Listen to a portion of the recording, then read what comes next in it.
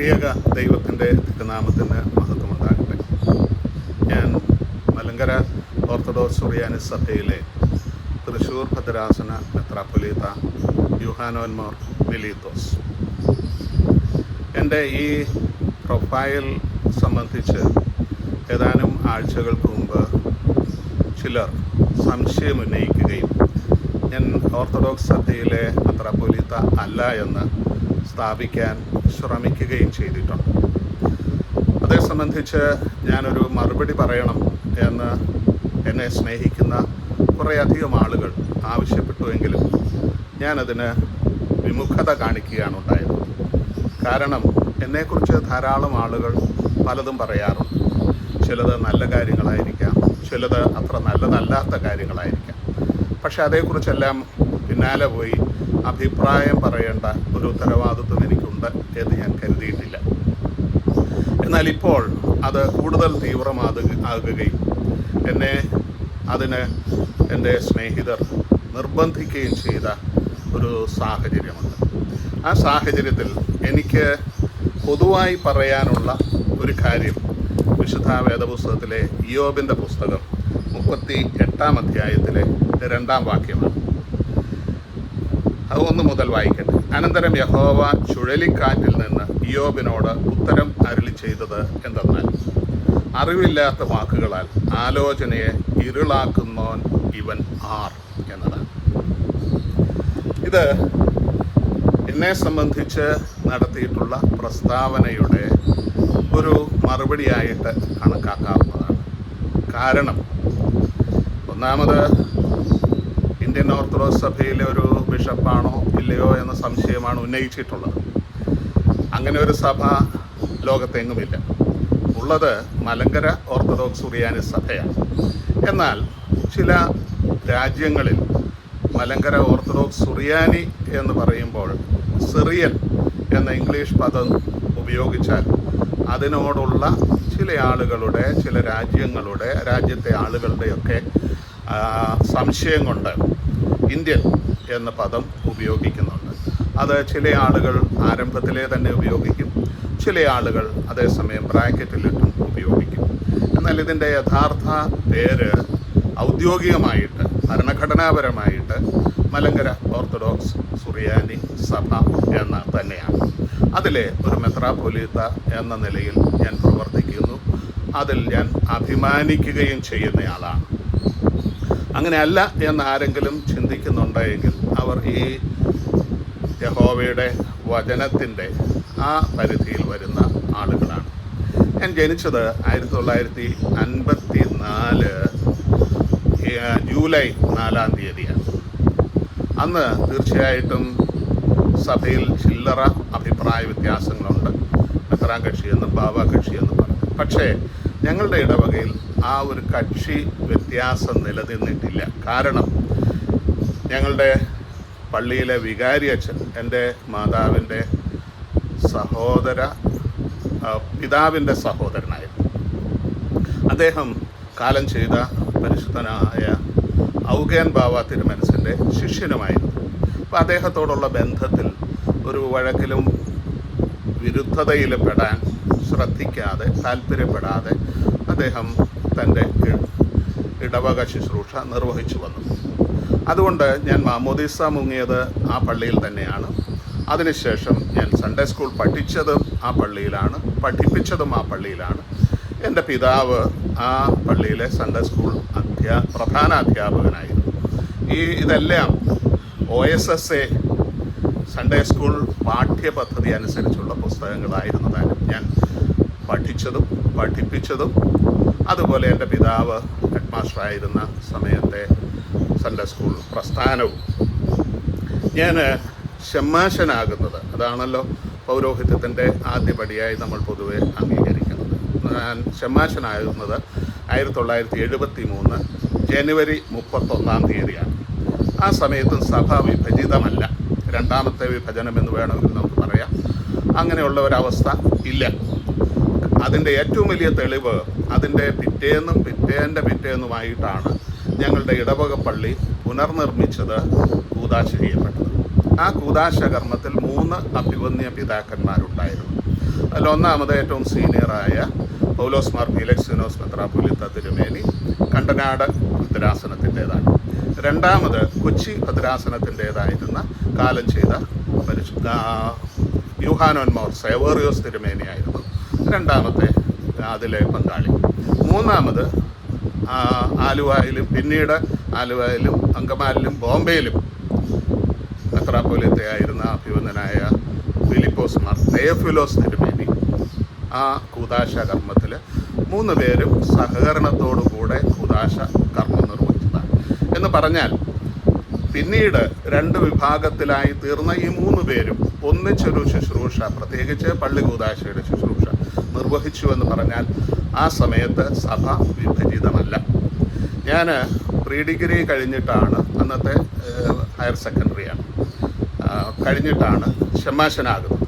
1 വർഷം ഞങ്ങളുടെ അയൽവക്കത്തുള്ള ബഹുമാനപ്പെട്ട തുരുത്തേൽ ഗീവറീസ് കത്തനാരുടെ അടുത്ത് സുറിയാനി, അതുപോലെ ആരാധനാക്രമം എന്നിവ പരിശീലിക്കാനായിട്ട് സമയം ചെലവഴിച്ചു. 73 ഞാൻ BAക്ക് കോലഞ്ചേരി സെൻറ്റ് പീറ്റേഴ്സ് കോളേജിൽ ചേരുന്നത്. ആ സമയത്ത് ഞാൻ എൻ്റെ മാതൃ സഹോദരി കോലഞ്ചേരിയിലുണ്ട്. ആ മാതൃ സഹോദരിയുടെ, ഞങ്ങൾ കുഞ്ഞുമ്മ എന്നാണ് പറയുന്നത്, കുഞ്ഞുമ്മയുടെ വീട്ടിൽ താമസിച്ചുകൊണ്ടാണ് ഞാൻ കോളേജിൽ പോയിരുന്നത്. എന്നാൽ ആ വീട്ടിൽ എല്ലാവർക്കും ചിക്കൻ പോക്സ് വന്നു. ഞാൻ ക്രിസ്തുമസ് അവധി കഴിഞ്ഞ് തിരിച്ചു വരുമ്പോൾ, ജനുവരിയിൽ തിരിച്ചു വരുമ്പോൾ എല്ലാവർക്കും ചിക്കൻ പോക്സാണ്. അതുകൊണ്ട് അവിടെ താമസിക്കാൻ ബുദ്ധിമുട്ടായ സാഹചര്യത്തിൽ ഞാൻ കോലഞ്ചേരി മലങ്കര മെഡിക്കൽ മിഷൻ ആശുപത്രിയുടെ ഔട്ട് ഹൗസിൽ അന്ന് താമസിക്കുന്ന ബഹുമാനപ്പെട്ട വൈദികൻ അദ്ദേഹത്തോടൊപ്പം താമസിക്കാൻ താല്പര്യപ്പെടുകയും അദ്ദേഹത്തിൻ്റെ അടുത്ത് പോയി ആ ആവശ്യം ഉന്നയിക്കുകയും അദ്ദേഹം അത് സമ്മതിക്കുകയും ചെയ്തു. ഞാൻ അങ്ങനെ താമസം ആരംഭിച്ചു. ആ സമയത്ത് ഈ ആശുപത്രിയുടെ ഓർഗനൈസിംഗ് സെക്രട്ടറിയായി അവിടെ താമസിച്ചുകൊണ്ട് പ്രവർത്തനം നിർവഹിക്കുന്നത് ഇന്നത്തെ ശ്രേഷ്ഠ കാതോലിക്ക ബാസേലിയോസ് തോമസ് പ്രഥമൻ ബാവ CM തോമസ് അച്ഛനായിട്ടാണ്. അന്ന് ഇദ്ദേഹം മെത്രാപ്പൊലീത്തയായിട്ടില്ല, ഞാൻ ഷമ്മാശനാണ്, അദ്ദേഹം വൈദികനാണ്. ആ കൂട്ടത്തിൽ ആ സമയത്ത് തന്നെ കോലഞ്ചേരി ആശുപത്രിയുടെ ചാപ്ലൈനായി പ്രവർത്തിക്കുന്നത്, പിന്നീട് ഇടുക്കിയിലും അതിനുശേഷം അമേരിക്കയിലും മെത്രാപ്പൊലീത്തയായിരുന്ന ബർണബസ് തിരുമേനിയാണ് ചാപ്ലൈനായിരുന്നു. ഇവർ 2 പേരുമായിട്ടും വളരെ സൗഹൃദത്തിലും ബന്ധത്തിലുമാണ് ഞാൻ ജീവിച്ചിരുന്നത്, ആ ആശുപത്രിയുടെ ഔട്ട് ഹൗസിൽ താമസിച്ചിരുന്നത്. ഫെബ്രുവരി മാസമാണ് CM തോമസ് അച്ഛൻ മെത്രാപ്പൊലീത്തയാകുന്നതിന് വേണ്ടി ദമാസ്കസിലേക്ക് പോവുകയും, എൻ്റെ ഓർമ്മ ശരിയാണ് എങ്കിൽ ഫെബ്രുവരി മാസം അവസാനമാണ് അദ്ദേഹം തിരിച്ചു വരുന്നത്. പക്ഷേ ഞാൻ തുടർന്നും ഈ ആശുപത്രിയുടെ ഔട്ട് ഹൗസിൽ താമസിക്കുകയായിരുന്നു. മാർച്ചിലെ പരീക്ഷ കഴിഞ്ഞ് വീട്ടിലേക്ക് തിരിച്ചു പോകുന്നത് വരെ. പിന്നീട് കോളേജ് തുറക്കുമ്പോൾ ഞാൻ തിരിച്ച് എൻ്റെ മാതൃ സഹോദരിയുടെ വീട്ടിലേക്കാണ് വന്നത്. അങ്ങനെയാണ് സഭയുടെ ഒരു പിളർപ്പിൻ്റെ സാഹചര്യം. ഈ സമയത്ത് ഞാൻ ഇപ്പോഴും ഓർക്കുന്ന ഒരു കാര്യം, സൺഡേ സ്കൂൾ അധ്യാപകനായിരുന്നു ഞാനെന്ന് പറഞ്ഞു. കണ്ടനാട് മെത്രാസനത്തിലെ പൂത്തൃക്ക സൺഡേ സ്കൂൾ ഡിസ്ട്രിക്റ്റിലെ ഒരു അധ്യാപകനായിരുന്നു ഞാൻ. ആ ഡിസ്ട്രിക്റ്റിലെ അധ്യാപകരുടെ ഒരു യോഗത്തിൽ എന്നോട് പ്രസംഗിക്കാനായി ഇൻസ്പെക്ടർ ബേബിച്ചേട്ടൻ ആവശ്യപ്പെടുകയും ഞാൻ പറയുകയും ചെയ്തു. ഞാൻ പറഞ്ഞ പ്രധാനപ്പെട്ട കാര്യങ്ങളിലൊന്ന്, സഭയിൽ ഒരല്പം അസ്വസ്ഥതയുണ്ട് എന്ന് ഞാൻ മനസ്സിലാക്കുന്നു. ദൈവം സഹായിച്ച് അത് എത്രയും വേഗം തീരട്ടെ എന്നാണ് പ്രാർത്ഥന. പക്ഷേ നമ്മുടെ ശുശ്രൂഷയിൽ, നമ്മൾ എന്ന് പറഞ്ഞാൽ സൺഡേ സ്കൂൾ അധ്യാപകരുടെ ശുശ്രൂഷയിൽ ഈ പ്രശ്നം ഒരു വലിയ കാര്യമായി പരിഗണിക്കാതെ നമ്മുടെ ശുശ്രൂഷ പൂർണ്ണമായി നിർവഹിക്കാൻ ശ്രമിക്കണം എന്ന ഒരു സമർപ്പണമാണ് ഞാൻ നടത്തിയത് എന്ന് ഇന്നും ഓർക്കുന്നു. ഞാൻ 76-ൽ BA മലയാളം ഭാഷ അധികരിച്ച് പാസ്സാവുകയും തുടർന്ന് ഏതാനും നാൾ മൂവാറ്റുപുഴയിൽ പൗലോസ് മാർ ഫീലക്സിനോസ് തിരുമേനിയുടെ കൂടെ വിവിധ പള്ളികൾ സന്ദർശിക്കുകയും ഒരു സെക്രട്ടറി ആയിട്ട് ഇരുന്നിട്ടില്ല, അദ്ദേഹത്തോടൊപ്പം സഞ്ചരിക്കുകയും ചെയ്തിട്ടുണ്ട്. 77-ൽ അക്കാലത്തുണ്ടായിരുന്ന 2 സെമിനാരികളിലും ചേരാതെ, അതായത് കോട്ടയത്തോ അല്ലെങ്കിൽ മുളന്തുരുത്തിയിലെ പെരുമ്പള്ളിയിലോ ചേരാതെ ബാംഗ്ലൂരിലാണ് സെമിനാരി വിദ്യാഭ്യാസത്തിന് ചേർന്നത്. അതിലൊരു കാര്യം, ഈ ഏതെങ്കിലും ഒരു വിഭാഗവുമായി താതാത്മ്യം പ്രാപിക്കാൻ അന്ന് എനിക്ക് താല്പര്യമുണ്ടായിരുന്നില്ല. ഈ പ്രശ്നം എത്രയും വേഗം പരിഹരിക്കപ്പെടും, സഭയിലെ പ്രശ്നം എന്ന് ചിന്തിച്ചിരുന്ന ഒരാളാണ് ഞാൻ. അവിടെ പോയി BD നല്ല നിലയിൽ പാസ്സായി. അതുകൊണ്ട് തന്നെ സാധാരണ രീതിയിൽ നിന്ന് വ്യത്യസ്തമായി 1 വർഷത്തെ മാത്രം ഗ്യാപ്പോട് കൂടെ MTHനും എനിക്ക് അഡ്മിഷൻ കിട്ടി. അവിടെയും ഒരു ഷമ്മാശനായി ഞാൻ പഴയ നിയമ വേദഭാഗ വിദ്യാർത്ഥിയായിട്ട് പഠനം നടത്തിയിട്ടുണ്ട്. അപ്പോഴാണ് ഈ പഴയ നിയമ വേദഭാഗത്തിന് സമാനമായ, അല്ലെങ്കിൽ ആ വേദഭാഗം എഴുതിയിട്ടുള്ള ഭാഷയ്ക്ക് സമാനമായ സുറിയാനി കുറേ കൂടെ അഗാധമായി പഠിക്കണം എന്നൊരാഗ്രഹത്തോടു കൂടെ അന്ത്യോഖ്യയിൽ ദമസ്കോസിൽ പരിശുദ്ധ പാത്രിയാർക്കീസ് ബാവയോട് അപേക്ഷിക്കുകയും ഞാൻ അവിടെ പോവുകയും ചെയ്തു. തിരിച്ചു വരുമ്പോൾ മലയക്കുരിശിൽ ഒരു സെമിനാരി ആരംഭിച്ചിരുന്നു. ഞാൻ അവിടുത്തെ അധ്യാപകനായി ചേർന്നു. 13 വർഷം ഈ സഭയിൽ വഴക്ക് തീരുമെന്ന് പ്രതീക്ഷിച്ചും കൂടെയാണ്. അതോടൊപ്പം തീർച്ചയായിട്ടും പഠനത്തെ കൂടുതൽ ശ്രദ്ധിക്കാൻ വേണ്ടി ഒരു ഷമ്മാശനായി തന്നെ ഞാൻ തുടരുകയായിരുന്നു. ദമസ്കോസിൽ പോയിട്ട് തിരിച്ചു വരുമ്പോഴും ഞാൻ ഷമ്മാശനായി തന്നെയാണ് തുടരുന്നത്. അതിനുശേഷമാണ് ഞാൻ മലയക്കുരിശിൽ അധ്യാപകനായി ചേരുന്നത്. സഭയുടെ വഴക്ക് പെട്ടെന്ന് തീരുന്നതല്ല എന്ന ഒരു ധാരണയും, ഈ വഴക്ക് ഉണ്ടാക്കിയത് ഞാനല്ല, ഞാനുമായിട്ട് ബന്ധപ്പെട്ട ഒരു കാര്യമല്ല. എക്കാലത്തും ഈ സഭ ഒന്നായിരിക്കണമെന്ന് ആഗ്രഹിച്ച ഒരാളാണ്. പക്ഷേ അത് എൻ്റേതല്ലാത്ത കുറ്റത്താൽ 2ആയി തീർന്നു. അതിലൊരു വിഭാഗത്തിൽ ഞാൻ പെടേണ്ടി വന്നു. ആ വിഭാഗത്തിൽ എന്നാലാകുന്ന വിധം സേവനം ചെയ്യാൻ ശ്രമിച്ചിരുന്നു. ഞാൻ തുടർന്ന് ഒരു വൈദികനായി 2.5-3 വർഷത്തോളം കോലഞ്ചേരി അടുത്തുള്ള വലമ്പൂർ പള്ളിയിൽ വികാരിയായി സേവനം ചെയ്തു. ആ സമയത്ത് എനിക്ക് ഏറ്റവും സംതൃപ്തി നൽകിയ ഒരു കാര്യം, അവിടുത്തെ പ്രധാന ഇടവക പള്ളി പാത്രിയാർക്കീസ് വിഭാഗത്തിൻ്റെ കസ്റ്റഡിയിലായിരുന്നു. പക്ഷെ അവിടെ ആരാധന നടത്തിയിരുന്നത് ഓർത്തഡോക്സ് വിഭാഗത്തിലെ വൈദികനാണ്. ഒരിക്കലും ഇവർ തമ്മിൽ യോജിക്കുന്ന ഒരവസ്ഥ ഞാൻ വരുന്നത് വരെ ഉണ്ടായിട്ടില്ല.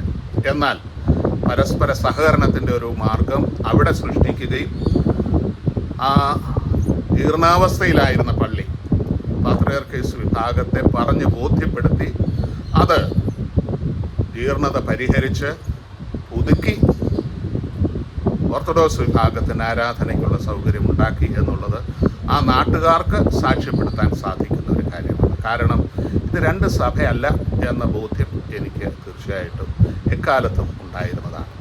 തുടർന്നാണ് ഷിക്കാഗോയിൽ എനിക്ക് ഡോക്ടറേറ്റ് ചെയ്യാനുള്ള ഒരു സന്ദർഭം ഉണ്ടായത്. ഞാൻ അത് ക്രമീകരിച്ചത് തീർച്ചയായിട്ടും ലൂഥറൻ സഭയാണ്. അവിടെ പോയി എൻ്റെ ക്വാളിഫയിങ് പരീക്ഷയ്ക്ക് തയ്യാറെടുത്തുകൊണ്ടിരിക്കുന്ന സമയത്ത് കോഴ്സ് വർക്കുകളെല്ലാം ചേർത്ത് ആണ് നാട്ടിൽ പാത്രിയാർക്കീസ് ഭാഗത്തെ തൃശ്ശൂർ ഭദ്രാസനത്തിൻ്റെ മെത്രാപ്പോലീത്ത സ്ഥാനത്തേക്ക് എന്നെ തിരഞ്ഞെടുത്തത്. ഞാൻ 2 കണ്ടീഷനാണ് വെച്ചത്. ഒന്നാമത്, ഒരു വിഭാഗത്തിൻ്റേതായി ചുമതല ഏൽക്കേണ്ടി വരുമ്പോൾ അതിൽ എന്തെങ്കിലും പോരായ്മയുണ്ടെങ്കിൽ പരിഹരിക്കാൻ തക്കവണ്ണം ഒന്നാമത് മലങ്കരയിലെ പരിശുദ്ധ പാത്രിയാർക്കീസ് ഭാഗത്തിൻ്റെ സുന്നഹദോസ് എന്നെ തിരഞ്ഞെടുക്കണം. രണ്ടാമത് പരിശുദ്ധ അന്ത്യോക്യ പാത്രിയാർക്കീസ് വാഴിക്കണം, സുറിയാനി ഓർത്തഡോക്സ് സഭയുടെ അധ്യക്ഷൻ. ഈ 2ഉം അനുസരിച്ച് ഞാൻ 1990 ഡിസംബർ 23-ാം തീയതി ദമസ്കോസിലെത്തുകയും 24-ാം തീയതി മെത്രാപ്പൊലീത്തയായി വാഴിക്കപ്പെടുകയും അന്ന് തന്നെ തിരിച്ച് നാട്ടിൽ ബോംബെയിൽ വന്ന് ബോംബെയിലെ ഒരു ഇടവകയിൽ അന്ന് കുർബാന ചൊല്ലുകയും, അത് ക്രിസ്തുമസിൻ്റേതാണ്, ക്രിസ്തുമസ് കുർബാന ചൊല്ലുകയും നാട്ടിൽ 26-ാം തീയതി എത്തുകയും ചെയ്തു. അവിടെ മുതൽ തീർച്ചയായിട്ടും രണ്ടായി നിൽക്കുന്ന സഭയിലെ ഒരു വിഭാഗത്തിൻ്റെ ശക്തനായ ഒരു പ്രതിനിധിയായിട്ടാണ് ഞാൻ പ്രവർത്തിച്ചത്.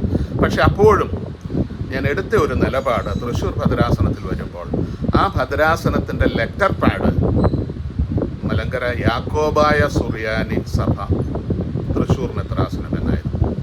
ഞാൻ ഒരിക്കലും ആ ലെറ്റർ പാഡ് ഉപയോഗിച്ചിട്ടില്ല. മറിച്ച് ഞാൻ മലങ്കര സിറിയൻ ഓർത്തഡോക്സ് സഭ തൃശ്ശൂർ ഭദ്രാസനം എന്നൊരു ലെറ്റർ പാഡാണ് ഉപയോഗിച്ചത്. യാക്കോബായ എന്ന പദത്തിൻ്റെ ഉത്ഭവവും അതിൻ്റെ വിനിയോഗവും ഒരിക്കലും എനിക്ക് ഉൾക്കൊള്ളാൻ സാധിക്കുന്ന ഒന്നായിരുന്നില്ല എന്ന് തെളിയിക്കാൻ വേണ്ടിയാണ്. ഇതുപോലെ തന്നെയാണ് ഞാൻ സെമിനാരി, ഞാൻ മലയെക്കുറിച്ചിൽ പഠിപ്പിച്ചിരുന്നു എന്ന് പറഞ്ഞല്ലോ, ആ സെമിനാരി സെറാംപൂർ യൂണിവേഴ്സിറ്റിയിൽ അഫിലിയേറ്റ് ചെയ്യുന്ന ഒരു സമയത്ത് എന്തായിരിക്കണം അതിൻ്റെ പേര് എന്ന് അന്വേഷിച്ചപ്പോൾ ധാരാളം ആളുകൾ യാക്കോബായ സുറിയാനി ഓർത്തഡോക്സ് തിയോളജിക്കൽ ഓർത്തഡോക്സ് ഇല്ല, യാക്കോബായ സുറിയാനി സെമിനാരി, മലങ്കര യാക്കോബായ സുറിയാനി തിയോളജിക്കൽ സെമിനാരി എന്ന പേര് നൽകാനാണ് ശ്രദ്ധിച്ചത്. പക്ഷേ അതിന് അന്ന് ചില്ലറ സ്വാധീനം ഉണ്ടായിരുന്ന ഞാൻ സമ്മതിച്ചില്ല. പകരം MSOT അല്ലെങ്കിൽ മലങ്കര സിറിയൻ ഓർത്തഡോക്സ് തിയോളജിക്കൽ സെമിനാരി എന്ന നാമമാണ് നൽകിയത്. അവിടെയൊക്കെയും ഓർത്തഡോക്സ് എന്ന പദം എന്താണ് എന്ന ഉത്തമ ബോധ്യത്തോടു കൂടെയാണ് ഞാൻ പ്രവർത്തിച്ചിരുന്നത്. ഞാൻ മെത്രാപ്പോലീത്തയായി വന്ന് തൃശ്ശൂർ ഭദ്രാസനം വളരെ ശോചനീയമായ അവസ്ഥയിലായിരുന്നു. അത് ഇന്ന് കാണുന്ന അവസ്ഥയിലേക്ക് വളർത്താൻ ഞാൻ ശ്രമിക്കുമ്പോഴും കാലം ചെയ്ത അഭിവന്യ ഗീവർഗീസ് മാർ ഒസ്താത്യോസ് തിരുമേനി, അതുപോലെ കാലം ചെയ്ത പരിശുദ്ധ മാത്യൂസ് ദിദിയൻ ബാവ തിരുമേനി, അതുപോലെ പൗലോസ് മാർ ഗ്രീഗോറിയോസ് തിരുമേനി, ഇവരുമായിട്ട് നല്ല ബന്ധം പുലർത്താൻ ഞാൻ ശ്രമിച്ചിട്ടുണ്ട്. തീർച്ചയായിട്ടും യാക്കോബായ വിഭാഗത്തിന് വേണ്ടി സുപ്രീം കോടതിയിൽ കേസ് നടത്തുന്ന ചുമതല എനിക്കായിരുന്നു. ശ്രീ TU കുരുളാൻ, അതുപോലെ തന്നെ ശ്രീ തോമസ് കൂത്താട്ടുകുളക്കാരൻ, ഇവർ രണ്ടുപേരും സഹായിയായിട്ടും ഇന്ന് മലയെക്കുറിച്ച് തയ്യാറായി താമസിക്കുന്ന അന്ന് രാജുവച്ചൻ പൊന്നാങ്കുഴി എന്നറിയപ്പെട്ടിരുന്ന ദിയസ്കോറോസ് തിരുമേനിൻ്റെ സെക്രട്ടറി ആയിട്ടും പ്രവർത്തിച്ചിരുന്നതാണ്. ആ സമയത്തെല്ലാം അഡ്വക്കേറ്റ് പരാശരൻ വഴിയായാലും ഒക്കെ ഈ സഭയുടെ സമാധാനപരമായ ഒരു അന്ത്യത്തിന് സാധ്യതയുണ്ടോ എന്ന് അന്വേഷിച്ചിരുന്നു. ആ സാധ്യതയാണ് ശ്രീ പരാശരൻ ആവർത്തിച്ച് പറഞ്ഞുകൊണ്ടിരുന്നത്. അതുകൊണ്ട് തന്നെ അത് നടപ്പായ സന്ദർഭത്തിൽ, അതായത് സുപ്രീം കോടതി വിധി പ്രകാരം നടപ്പായ സന്ദർഭത്തിൽ അതിനെ അംഗീകരിക്കാൻ എനിക്ക് അത്യധികമായ ആഹ്ലാദമുണ്ടായിരുന്നു. സുപ്രീം കോടതി അതിൻ്റെ ഉത്തരവുകളിലൊന്ന്, മലങ്കര സഭയ്ക്ക് പാത്രിയർക്കീസിനെ ഉപേക്ഷിക്കാനൊക്കില്ല. മലങ്കര സഭയുടെ ഭരണനിർവഹണം 1934 ഭരണഘടനാനുസൃതമായിരിക്കണം. മലങ്കര സഭയുടെ കാതോലിക്കയായി അംഗീകരിക്കപ്പെടേണ്ടത് കാലം ചെയ്ത പരിശുദ്ധ ബാസേലിയോസ് മാത്യൂസ് രണ്ടാമൻ ബാവയാണ്. പിന്നെ ആകെ ഉണ്ടായിരുന്ന ഒരു ചോദ്യം, അദ്ദേഹം മലങ്കര മെത്രാപ്പോലീത്ത ആണോ എന്നുള്ളത്. ഈ മാത്യൂസ് ദിദിയൻ ബാവായെ തെരഞ്ഞെടുക്കുന്ന 1971 ശേഷം രണ്ടു ഭാഗത്തുമുള്ള മെത്രാപ്പോലീത്തമാരുടെ സ്ഥിതിയും അവകാശവും അംഗീകാരവും എങ്ങനെയായിരിക്കും എന്നുള്ള രണ്ട് കാര്യങ്ങളാണ്. ഈ രണ്ട് കാര്യത്തിലും ബഹുമാനപ്പെട്ട സുപ്രീം കോടതി തീരുമാനമെടുത്തു. ഒന്നാമത്തെ തീരുമാനം, മലങ്കര സഭയുടെ അസോസിയേഷൻ, രണ്ട് ഭാഗത്തു നിന്നുമുള്ള പള്ളികളിലെ പ്രതിനിധികൾ ചേരുന്ന അസോസിയേഷൻ ചേർന്നിട്ട് മാത്യൂസ് ദിദിയൻ കാതോലിക്ക ബാവ തിരുമേനി മലങ്കര മെത്രാപ്പോലീത്തയാണോ എന്ന് തീരുമാനിക്കട്ടെ. ഒന്നാമത്തെ കാര്യം. രണ്ടാമത്തെ കാര്യം, അങ്ങനെ ഒരു അസോസിയേഷൻ കൂടുന്നത് വരെ രണ്ട് ഭാഗത്തുമുള്ള മെത്രാപ്പോലീത്തമാർക്ക് 34 ഭരണഘടന അംഗീകരിക്കുന്നുവെങ്കിൽ അവർക്ക് സമാന്തര അധികാരം ഉണ്ടായിരിക്കും. അപ്രമാദിത്വമല്ല, അബ്സല്യൂട്ട് റൈറ്റ് അല്ല, മറിച്ച് പാരലൽ സംവിധാനത്തിൽ അവകാശമുണ്ടായിരിക്കും. അത് വെച്ചുകൊണ്ട് അന്ന് കാതോലിക്ക ആയിരുന്ന പരിശുദ്ധ ബാസേലിയോസ് മാർത്തോമ മാത്യൂസ് രണ്ടാമൻ ബാവ എനിക്ക് ഒരു കൽപ്പന അയച്ചു, ഭരണഘടന അംഗീകരിക്കുന്നുവോ എന്ന് ചോദിച്ചു. ഞാനതിന് എൻ്റെ സഹോദര മെത്രാപ്പോലീത്ത അഭിവന്യ തോമസ് മാർ അത്താനാസ്യൂസ് തിരുമേനിയുമായിട്ട് ആലോചിച്ചു. അദ്ദേഹം ഇത് അംഗീകരിക്കുന്നു എന്ന് പറഞ്ഞു. ഞാനും അംഗീകരിച്ച് കാതോലിക്ക ബാവ തിരുമേനിക്ക് മറുപടി നൽകിയുണ്ട്. അദ്ദേഹത്തിൻ്റെ മാഗ്നാനിമിറ്റിയിൽ, വിശാല ഹൃദയത്വത്തിൽ ആ സമയം മുതൽ മലങ്കര സഭയുടെ പരിശുദ്ധ സുന്നഹദോസിൽ എന്നെ ക്ഷണിക്കുമായിരുന്നു. ആ സമയത്താണ് ജസ്റ്റിസ് മളിമഠിൻ്റെ നിരീക്ഷണത്തിൽ അസോസിയേഷൻ കൂടാനൊരു സാഹചര്യം ഉണ്ടായത് 2002. അപ്പോൾ സ്വാഭാവികമായിട്ടും ചോദ്യങ്ങളുണ്ടായിരുന്നു. മലങ്കര ഓർത്തഡോക്സ് സുറിയാനി സഭയുടെ മെത്രാപ്പോലീത്തമാർ എന്നുള്ള നിലയിൽ ആളുകളെ, മെത്രാപ്പോലീത്തമാരെ അംഗീകരിക്കുമ്പോൾ മുമ്പേ തന്നെ 34 ഭരണഘടന അംഗീകരിച്ചിരുന്ന ഓർത്തഡോക്സ് ഭാഗത്തെ അഥവാ കാതോലിക്ക ഭാഗത്തെ മെത്രാപ്പോലീത്തമാരെ പ്രത്യേകമായി അംഗീകരിക്കേണ്ടതുണ്ടോ എന്നുള്ള ചോദ്യം. മറിച്ച് മുൻപ് പാത്രിയർക്കീസ് ഭാഗത്തുണ്ടായിരുന്നവരെ മാത്രം അങ്ങനെ ചെയ്താൽ പോരെ. എന്നാൽ നിയമപരമായ ഉപദേശം ലഭിച്ചത് 1971 ശേഷം 2 ഭാഗത്തും വാഴിക്കപ്പെട്ട മെത്രാപ്പോലീത്തമാരെ അസോസിയേഷൻ അംഗീകരിച്ചേ മതിയാകൂ എന്നാണ്. അതാണ് ജസ്റ്റിസ് മളിമഠും നിർദ്ദേശിച്ചത്. അങ്ങനെ 2002 പരുമലയിൽ ചേർന്ന മലങ്കര സുറിയാനി ക്രിസ്ത്യാനി അസോസിയേഷൻ, മലങ്കര ഓർത്തഡോക്സ് സുറിയാനി സഭയുടെ ജനാധിപത്യ ശൈലിയിലുള്ള പാർലമെൻറ്റ്, അതിൽ ഈ 2 കാര്യങ്ങളാണ് തീരുമാനിച്ചത്. ഒന്നാമത്, ബഹുഭൂരിപക്ഷ അഭിപ്രായ പ്രകാരം,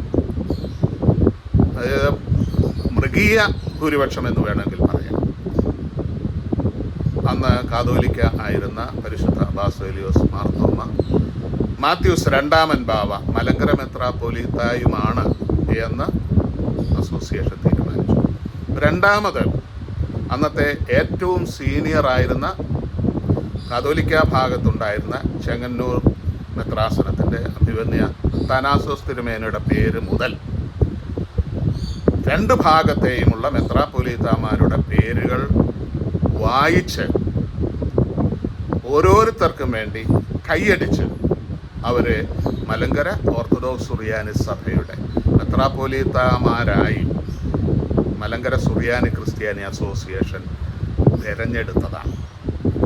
അതിൽ പാത്രിയർക്കീസ് ഭാഗത്തുണ്ടായിരുന്ന എബ്രഹാമ സേവേറിയോസ് തിരുമേനി, അതിനുശേഷം കണ്ടനാട് മെത്രാസനത്തിലുണ്ടായിരുന്ന അഭിവന്യ ഡോക്ടർ തോമസ് മാർ അത്താനാസ്യൂസ് തിരുമേനി, തുടർന്ന് ഇപ്പോൾ സംസാരിക്കുന്ന തൃശ്ശൂർ മെത്രാസനത്തിൻ്റെ യുഹാനോൻ മാർ മിലീത്തോസ് മെത്രാപ്പൊലീത്ത, അതുപോലെ തന്നെ അന്ന് അമേരിക്കയിൽ, ഇന്നും അമേരിക്കയിൽ തന്നെ മെത്രാപ്പൊലീത്തയായിരിക്കുന്ന സക്കറിയ മാർ നിക്കോളോവോസ് മെത്രാപ്പൊലീത്ത.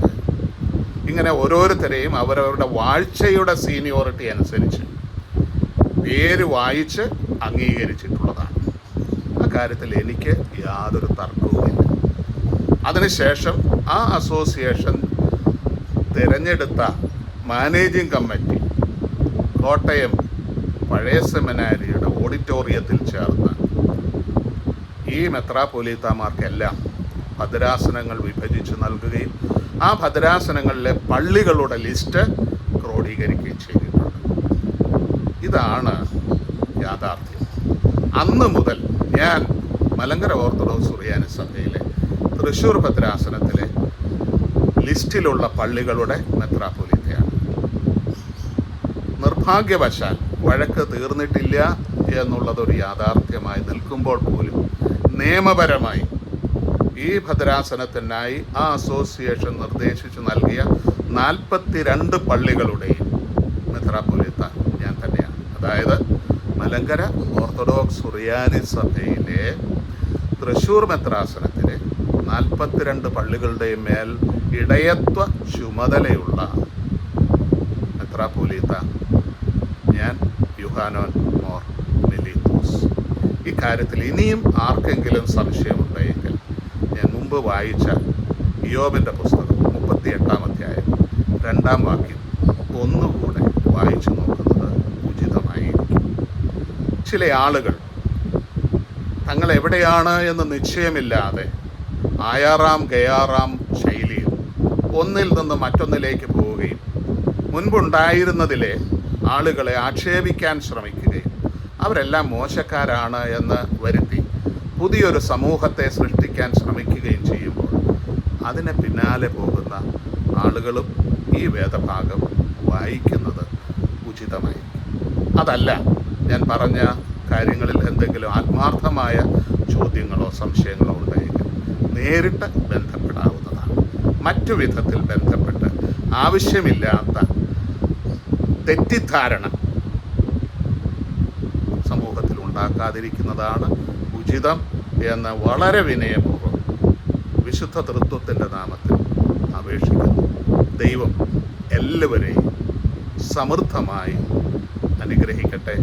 ഈ പരിശുദ്ധ ഗീവർഗീസ് സഹദായുടെ ഓർമ്മ ദിനങ്ങളാണിത്. അദ്ദേഹത്തിൻ്റെ പ്രാർത്ഥനയും മധ്യസ്ഥതയും നമുക്കെല്ലാവർക്കും കോട്ടയും അഭയവുമായിരിക്കട്ടെ. സഭാവ്യത്യാസം കൂടാതെ തന്നെ